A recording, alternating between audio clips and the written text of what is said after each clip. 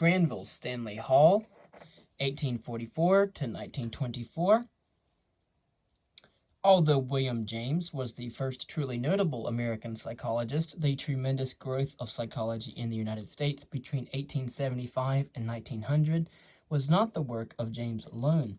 Another remarkable figure in the history of American psychology, and an influential contemporary of James, was Granville Stanley Hall. Hall compiled an outstanding record of firsts in American psychology. He received the first American doctoral degree in psychology, and he claimed to be the first American student in the first year of the first psychology laboratory. Later data of history, however, reveals that he was the second.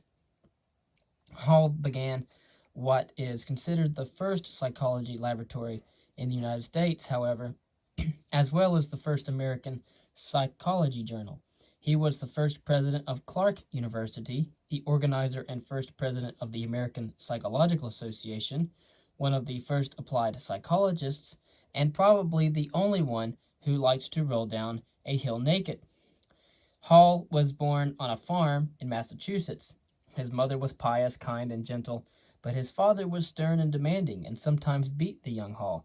At the age of 14, after his father slapped him hard, Hall stepped back in anger, partly real, and I distinctly remember he said, partly feigned for effect, doubled my fist and glared at him as if I were strongly tempted to hit back.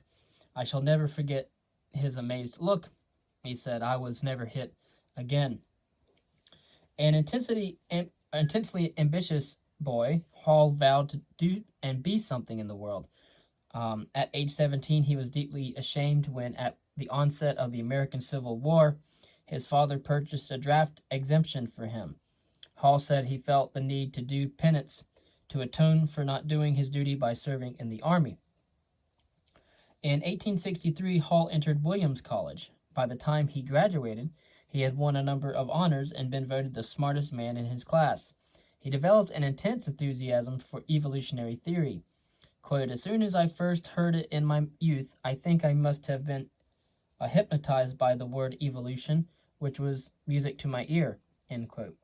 After graduation, still unclear about his vocation, he enrolled in the Union Theological Seminary in New York City. He had no strong commitment to the ministry, and his interest in evolution was surely no advantage. It quickly became clear that he would not be noted for his religious orthodoxy. The story is told that when Hall gave his trial sermon to the faculty and students, the seminary president knelt and prayed for Hall's soul. Quote, I do not think I have got the requirements for a pastor, he wrote to his parents.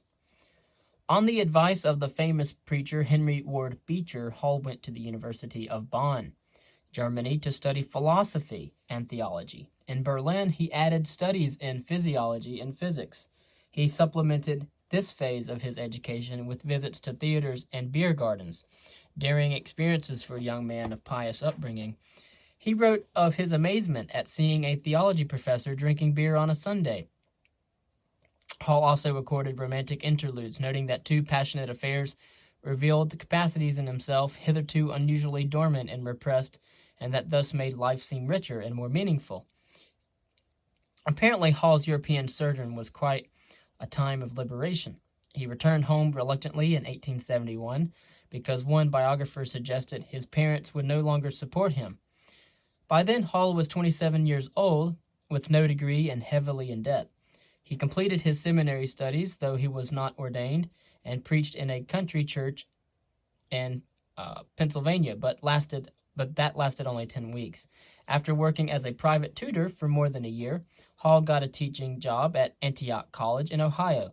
He taught English literature, French and German languages and literature, and philosophy. He also served as a librarian, led the choir, and preached in the chapel. In 1874, Wundt's book, Physiological Psychology, aroused Hall's interest in the new science of psychology. He took a leave of absence from Antioch, settled in Cambridge, Massachusetts, and became tutor in English at Harvard. He began graduate studies, conducted research at the medical school, and worked with William James. The two became close friends, even taking vacations together. William James described Granville Hall as, quote, a more learned man than I ever hoped to become, end quote. In 1878, Hall presented his dissertation on space perception and was awarded the first doctoral degree in psychology in the United States.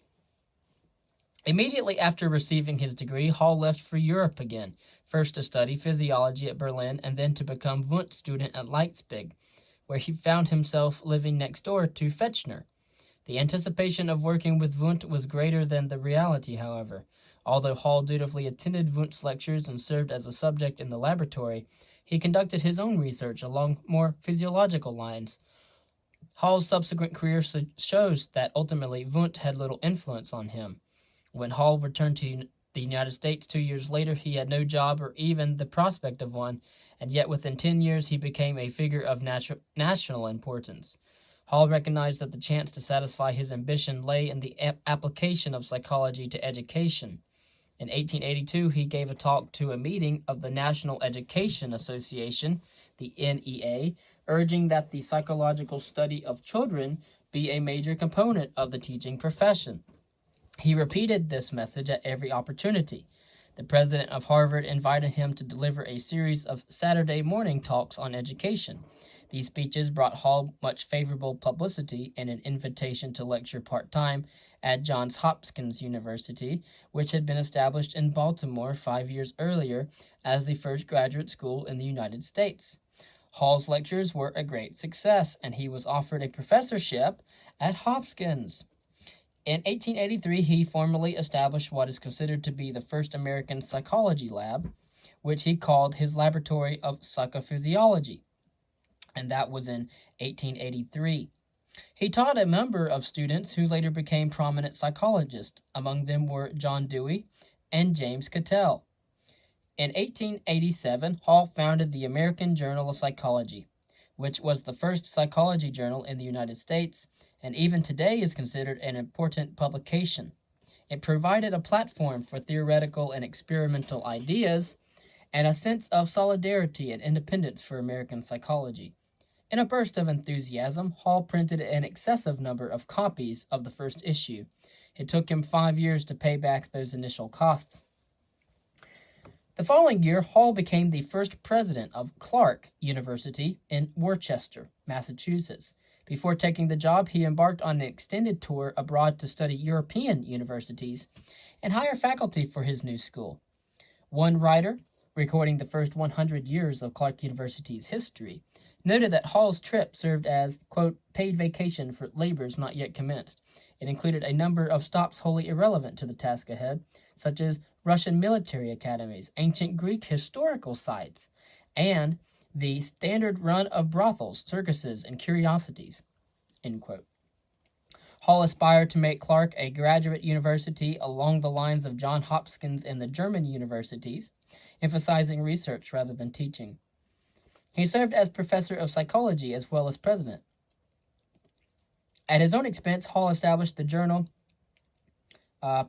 Pedagogical Seminary, now the Journal of Genetic Psychology, to serve as an outlet for research on child study and educational psychology. In 1915, he founded the Journal of Applied Psychology, bringing the number of American psychology journals to 16. Okay, so he was the founder of the Journal of Genetic Psychology for educational psychological research. And then in 1915, here we're now into the 20th century, he founded the Journal of Applied Psychology, which brought the number of American psychological journals to 16. The American Psychological Association, the APA, was organized in 1892, largely through Hall's efforts. At his invitation, a dozen psychologists met in his home to plan the organization, and they elected him the first president. By the year 1900, the beginning of the 20th century, the group included 127 members. Hall was one of the first American psychologists to become interested in Freudian psychoanalysis and was largely responsible for the early attention Sigmund Freud's system received in the United States. In the year 1909, to celebrate Clark University's 20th anniversary, Hall invited Freud and Carl Jung to participate in the commemorative conferences, an invitation that was courageous because so many scientists of the time viewed psychoanalysis with much suspicion. Hall became highly enthusiastic about Freudian psychoanalysis. After Freud's visit, quote, everything in the university centered around Freudianism, end quote. And one student wrote that, quote, it go to be the sexiest place you can imagine, end quote. Psychology at Clark prospered under Hall. During his 36 years there, 81 doctorates were awarded in psychology. His students remembered exhausting but exhilarating Monday evening seminars at Hall's home, when Hall, the faculty, and other graduate students would quiz the doctoral candidates. After these meetings, which lasted up to 4 hours, a household servant would bring in a gigantic tub of ice cream. Hall's comments on his students' papers could be devastating. Lewis Terman recalled, quote, Hall would sum things up with an erudition and fertility of imagination that always amazed us and made us feel that his offhand insight into the problem went immeasurably beyond that of the student who had devoted months of slavish drudgery to it.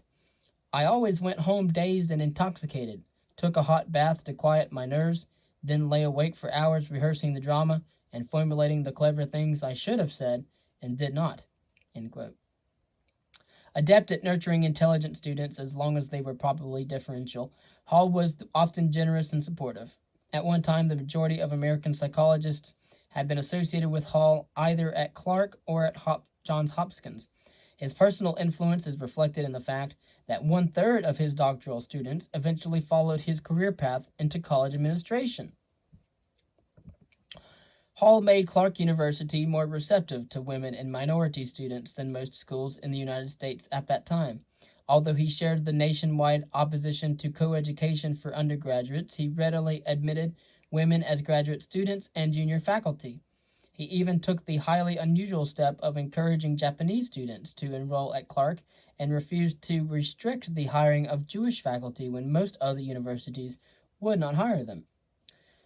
Hall also encouraged blacks to become graduate students. The first African American to earn a PhD in psychology, Francis Cecil Sumner, studied in Washington, D.C., where he implemented a strong academic program to introduce black African Americans to psychology.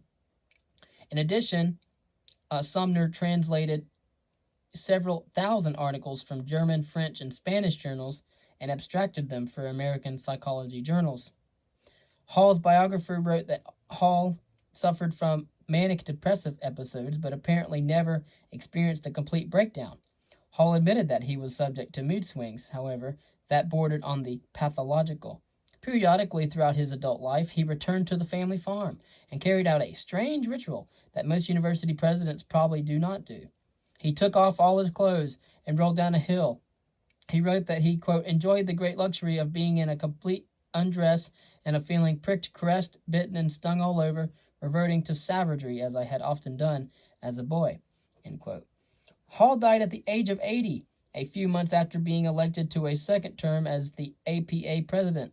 A survey of 120 APA members on Hall's contributions to psychology showed that 99 of them ranked him among the world's top 10 psychologists. Many praised his teaching ability, his efforts in promoting psychology, and his defiance of orthodoxy. However, many who knew him were critical of his personal qualities.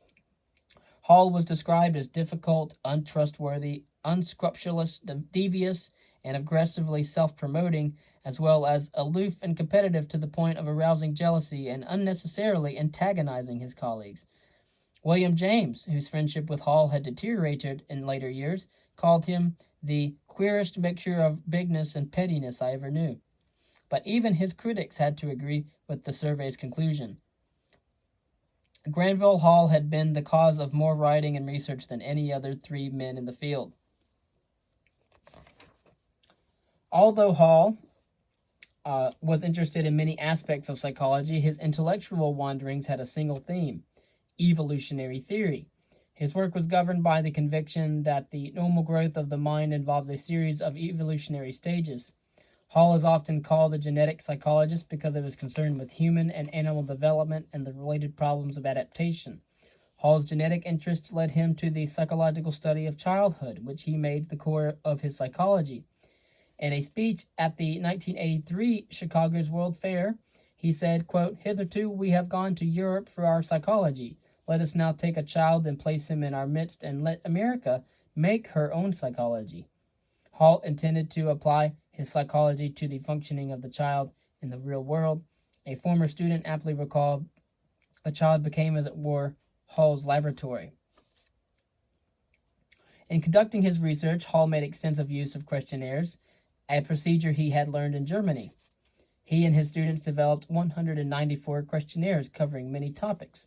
For a time, the method became to be associated in the United States with Hall's name, even though the technique had been developed earlier in England by Francis Galton. Hall's early studies of children generated great public enthusiasm and led to the formalization of the child study movement. Hall's most influential work was the 1,300-page 2-volume titled Adolescence, with the subtitle Its Psychology and Its Relations to Physiology, Anthropology, Sociology, Sex, Crime, Religion, and Education, written in 1904. The result of 10 years of research, this massive work is credited with sparking the scientific study of adolescent psychology. It contains the most complete statements of Hall's recapitulation theory of psychological development. The recapitulation theory is Hall's idea that the psychological development of children repeats the history of the human race. And you will see this later on. In essence, Hall asserted that children in their personal development repeat the life history of the human race, evolving from a near savage state in infancy and childhood to a rational, civilized human being in adulthood, except when they roll down hills naked. Of course, the adolescence book became controversial because of what some psychologists considered an excessive and enthusiastic focus on sex. Hall was accused of having prurient interest. In a book review, the psychologist E.L. Thorndike wrote, quote, "The acts and feelings, normal and morbid, resulting from sex are discussed in a way without precedent in English science," end quote. Thorndike was even harsher in a letter to a colleague, saying that Hall's book was chock full of errors, masturbation, and Jesus. He is a madman. But anyway, Hall had also scheduled a series of lectures at Clark on sex, an action considered scandalous even though he did not allow women to attend. I have nothing problem with sex dynamics or teaching on sex. But eventually, Hall eventually stopped the talks because too many outsiders got in and even listened surreptitiously at the door. Quote, "Is there no turning Hall away from this sexual rut?" Wrote Engel to Titchener. "I really think it is a bad thing morally and intellectually to harp so much on the sexual stirring." Hall's psychologist colleagues need not have worried. The productive and energetic Hall soon turned to other interests. As Hall grew older, he naturally became serious about the later stages of human development. At age 78, he published Senescence in 1992, the first large-scale survey of the psychological issues of old age. In his last few years, he wrote 2 autobiographies, one titled Recreations of a Psychologist in 1920, and the second titled The Life and Confessions of a Psychologist in 1923. Hall was introduced to an audience as the Darwin of the mind. The characterization evidently pleased him and expressed his aspirations and the attitude that permeated all his work. He was introduced to another audience as, quote, "the greatest authority in the world on the study of the child," and reportedly said the praise was correct. In his second autobiography, he wrote, quote, "All my active conscious life has been made up of a series of fads or crazes, some strong, some weak, some lasting long, and others ephemeral." End quote. It was a perceptive observation. Hall was bold, versatile, and aggressive, and often controversial and at odds with colleagues, but he was never dull. Those associated with the founding of functionalism had no intention of starting a new school of thought. They were reacting against the restrictions and limitations of Wundt's version of psychology and of Titchener's structuralism, but they did not want to replace those with another formalism. The primary reason for this was personal, not ideological. None of the major proponents of the functionalist position claimed the ambition to establish a movement in the way that Wundt and Titchener did. In time, functionalism did incorporate many of the characteristics of a school of thought, but that was not the goal of its leaders. They simply wanted to modify the existing orthodoxy without actively striving to replace it. Thus, functionalism was never as rigid or as formally differentiated as a systematic position such as Titchener's structuralism. There was not a single functional psychology as there was a single structural psychology. Several functional psychologies coexisted, and although they differed somewhat, all shared the common goal of studying the functions of consciousness. Further, as an outgrowth of this emphasis on mental functions, the functionalists became interested in how psychology could be applied to everyday problems of how people function in different environments. And that was different as opposed to the structuralist view of understanding conscious thought. In any case, the rapid development of applied psychology in the United States is the single most important legacy of the functionalist movement, as we will see later. And then we see that applied psychology is the most important legacy of the functionalist movement. Paradoxically, the formalization of this protest movement was imposed on it by the founder of structuralism, E.B. Titchener. He adopted the word structural as opposed to functional in an article called The Postulates of a Structural Psychology, published in the Philosophical Review in 1898.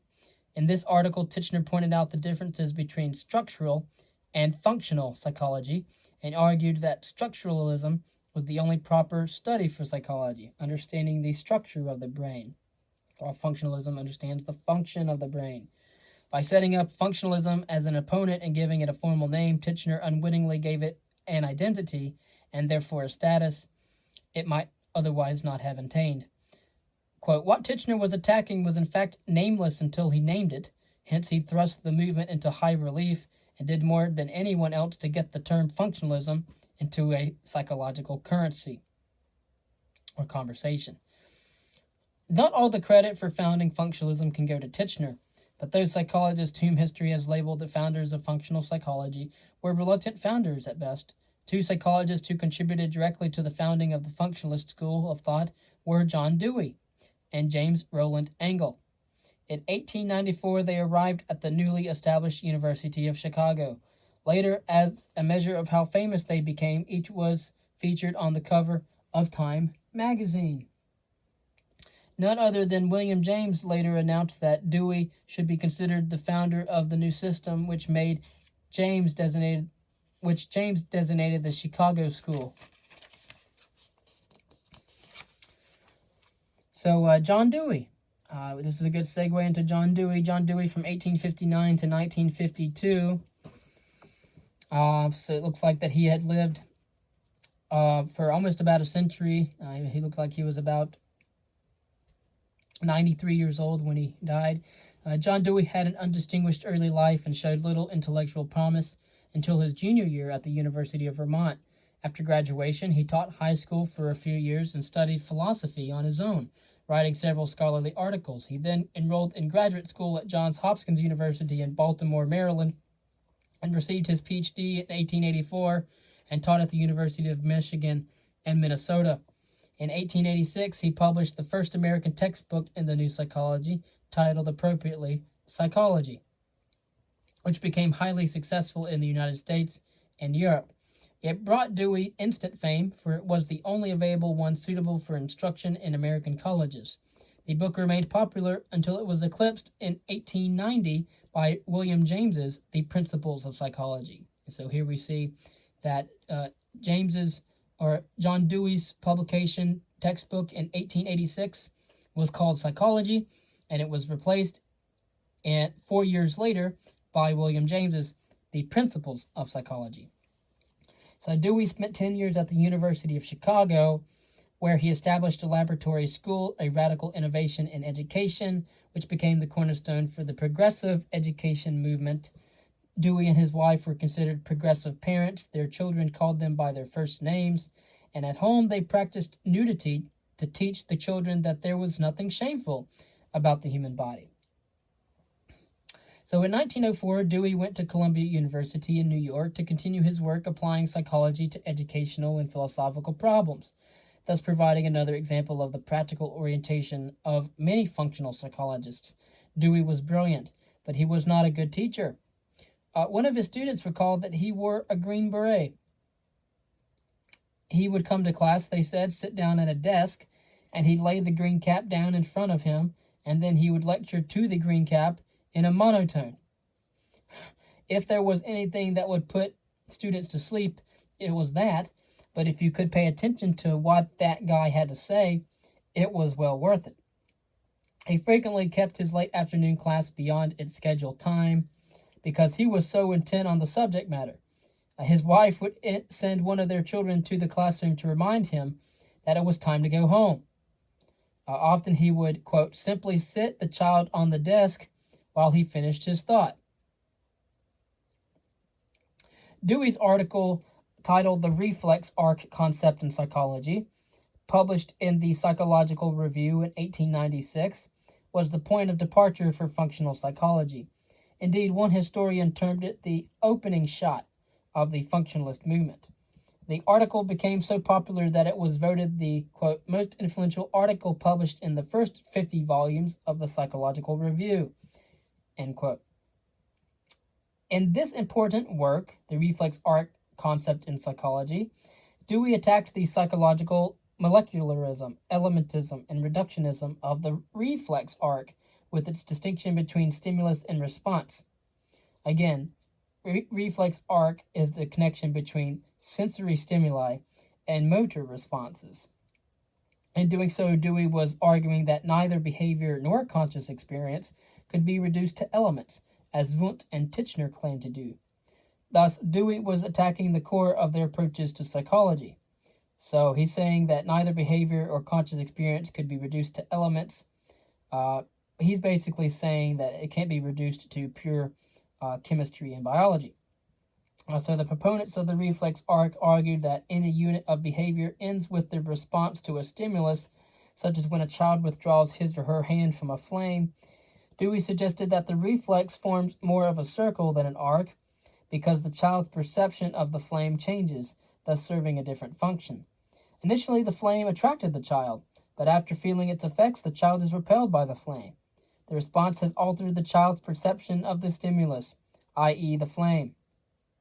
So the response that they have has altered the child's perception of the flame, which is the stimulus. Therefore, perception and movement, or stimulus and response, must be considered as a unit and not as a composition of individual sensations and responses. Dewey was arguing then that the behavior involved in a reflexive response cannot be meaningfully reduced to basic sensory motor elements any more than consciousness can be meaningfully analyzed into elementary component particles. Dewey's point was that behavior should be treated not as an artificial scientific construct, but rather in terms of its significance to the organism in adapting to its environment. Dewey concluded that the proper subject matter for psychology had to be the study of the total organism as it functions in its environment. Dewey's ideas were strongly influenced by evolutionary theory. In the struggle for survival, both consciousness and behavior support the life of the organism. Consciousness brings about the appropriate behavior that enables the organism to survive. It follows that a functional psychology will study the organism in use. He never called his psychology functionalism, however. He apparently did not believe structure and function could be meaningfully separated. Despite his attack on structuralism's basic premise, it remained for Engel and other psychologists to proclaim that functionalism and structuralism were opposing forms of psychology. Dewey's significance here, however, for psychology lies in his influence on other psychologists and his development of the philosophical framework for the new school of thought. When he left the University of Chicago in 1904, the leadership of the functionalist movement passed to Engel. And of course, John Dewey was also a philosopher. He wrote on educational philosophy, and he was very, very highly well known.